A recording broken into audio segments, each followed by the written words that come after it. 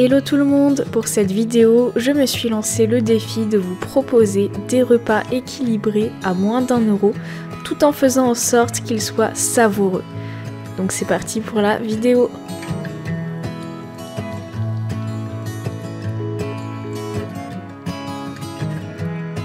Hello tout le monde, j'espère que vous allez bien. Dans cette vidéo, je vais vous donner des idées de repas qui sont simples, très rapides, faciles à faire, healthy et qui sont à moins d'1 €. Voilà, c'est le défi que je me suis lancé aujourd'hui. J'ai essayé de trouver des idées de repas avec des ingrédients très peu chers qui permettent d'avoir des portions de repas pour moins d'1 €. Donc je vais vous proposer 4 repas du coup dans ce vlog. Donc un petit déjeuner, un goûter et puis un dîner. Donc c'est parti! Pour le petit déjeuner, je vous propose quelque chose de très rapide que j'ai l'habitude de me faire. Donc je vais tout peser pour être capable de vous donner la valeur exacte en euros de chaque repas. Je commence par verser 150 g de fromage blanc dans un bol. J'ajoute 100 g de fruits rouges surgelés que j'ai préalablement décongelés au micro-ondes. Je rajoute 40 g de flocons d'avoine, puis un carré de chocolat noir 70%. Nous avons donc pour 81 centimes un petit déjeuner à 362 kcal avec 38 g de glucides, 18 g de protéines et 9 g de lipides. Donc c'est un petit déjeuner plutôt léger.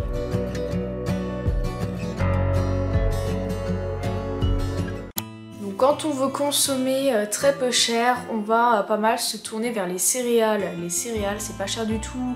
Les flocons d'avoine, c'est pas très cher. Les pâtes, c'est encore moins cher. Donc on va pas mal manger de ces aliments-là. Et ça tombe bien parce que ce sont des aliments qui sont bons pour la santé. C'est riche en fibres, riche en glucides complexes, également riche en protéines. Donc il est très intéressant d'apporter des céréales dans son alimentation. De toute façon, c'est pas très compliqué, hein. Les gens en général consomment pas mal de céréales, pas mal de pâtes, pas mal de riz, pas mal de pain. Donc c'est pas difficile d'en apporter vu que de base ça représente une grosse part dans notre alimentation. Et c'est un aliment très peu cher.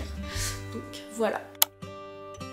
Pour le déjeuner, je vous propose un bon plat de pâtes gourmand. Je fais cuire 100 g de penne cru et 200 g d'épinards hachés surgelés. Avec les épinards, j'ajoute 20 cl de crème fraîche légère, 10 g de parmesan et je mélange bien. Ensuite, j'ajoute les pâtes au mélange et je sers. Pour 92 centimes, nous avons un déjeuner à 582 kcal avec 82 g de glucides, 23 g de protéines et 17 g de lipides.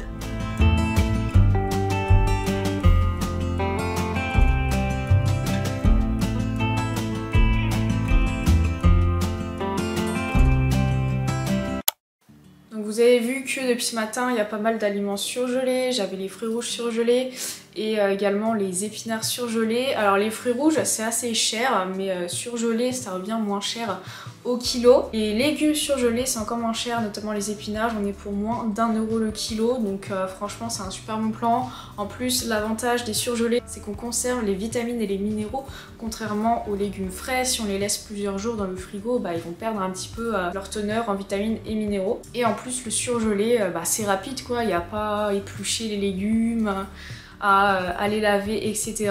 On met ça directement à chauffer pour décongeler et cuire et basta. Enfin en tout cas moi j'utilise beaucoup de surgelés en ce moment parce qu'en général les légumes frais souvent j'ai la flemme de les éplucher, de les préparer, tout ça.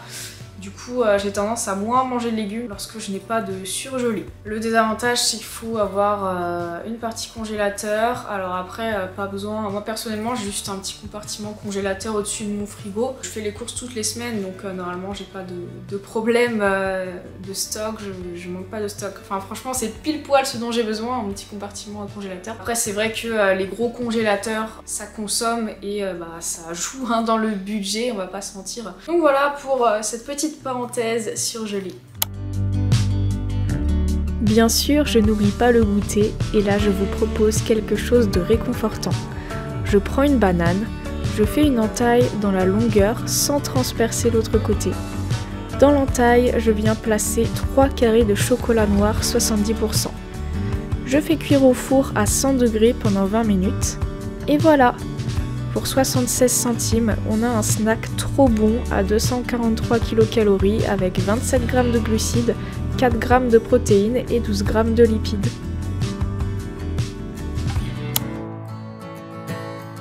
Pour ce soir, je fais cuire des œufs durs, j'en aurai juste besoin de 2 pour ce repas. Ensuite, je fais des tagliatelles de 150 g de carottes. En attendant, j'ai fait cuire 60 g de riz long cru. Ensuite, j'ajoute 150 g de lentilles en conserve que j'ai bien égouttées avant, 30 ml de vinaigrette, mes 2 œufs durs, et voilà. Pour 78 centimes, on a un dîner à 498 kcal avec 51 g de glucides, 27 g de protéines et 20 g de lipides.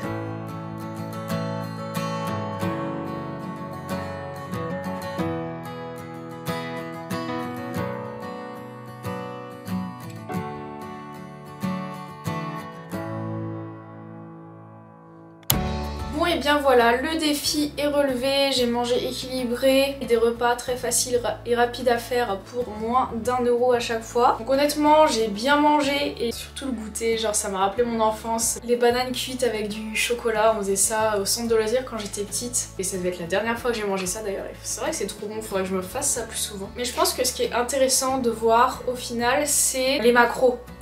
L'énergie que va apporter ces repas qui sont à moins d'1 € parce que se faire des repas pas chers en fonction de son budget c'est bien. Après est-ce que ça peut coïncider avec ses objectifs? Donc au total sur la journée je suis à 1685 kcal, ce qui est trop peu quoi. Même pour quelqu'un de plutôt sédentaire, bah c'est pas beaucoup. Donc moi mes besoins habituels sont de 2100 à 2300 kcal, donc là je suis clairement en déficit. Donc c'est très bien si je veux sécher, sauf que c'est pas du tout le cas. Si je regarde les macros un petit peu plus en détail, je suis à 198 g de glucides, 72 g de protéines et 58 g de lipides. 72 g de protéines, c'est bien trop peu par rapport à mes besoins. Il me semble que j'ai besoin d'au moins 98 g de protéines par rapport à mes objectifs. Pour en savoir un petit peu plus sur les protéines, j'ai fait une vidéo là-dessus, donc je vous invite à aller voir ça pour comprendre ce que je dis. Mais là, mes besoins en protéines sont clairement pas respectés et si je mangeais comme ça tous les jours, je n'arriverais pas à atteindre mes objectifs physiques, je n'arriverais pas à progresser à la salle, j'arriverais pas à prendre du muscle. Clairement pour atteindre mes macros, bah je peux pas en fait, avec moins d'1 € par jour, c'est pas possible. Alors après, peut-être qu'avec d'autres recettes, peut-être que j'y serais arrivée. Mais ça, c'est disons le défi du niveau d'au-dessus. Respecter un budget de moins d'1 € et atteindre ses macros. Pourquoi pas faire ça un autre jour, mais clairement pour trouver ces repas à moins d'1 €, je me suis déjà pas mal creusé la tête. Donc les macros sont venus en second plan. Mais voilà, faut bien avoir conscience de ça aussi. C'est bien de proposer des recettes peu chères, mais à voir si ça correspond avec vos macros là, cette journée-là. Ça pourrait être une journée dans l'assiette de quelqu'un qui souhaite perdre du poids, et encore je trouve qu'il n'y a pas assez de protéines. Bon, si la personne est sédentaire ça va, si la personne fait du sport il faudrait quand même un petit peu plus de protéines. La difficulté de faire des repas à moins d'1 € et consommer assez de protéines dans la journée, c'est que les aliments les plus riches en protéines c'est la viande et le poisson. C'est compliqué d'intégrer de la viande et du poisson pour faire des repas à moins d'1 €. Je sais même pas si c'est possible. Donc je pense que lorsqu'on a un objectif et qu'on souhaite être en bonne santé, je pense qu'il faut quand même mettre un certain budget dans la nourriture. Pas un budget énorme, là, moins d'1 € par repas. C'est extrême.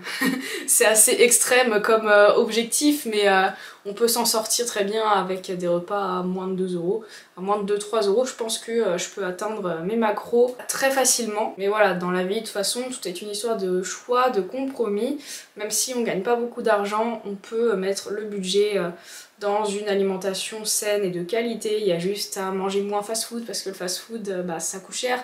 Il y a juste à manger moins au resto, peut-être faire moins de shopping, faire moins d'achats superflus. Plutôt que d'être abonné à Netflix, Disney+, Amazon Prime, ben, en choisir qu'un seul. Enfin voilà, c'est une histoire de compromis, voir ce qu'on préfère. Chacun le choix de mettre son budget dans le domaine qu'il veut.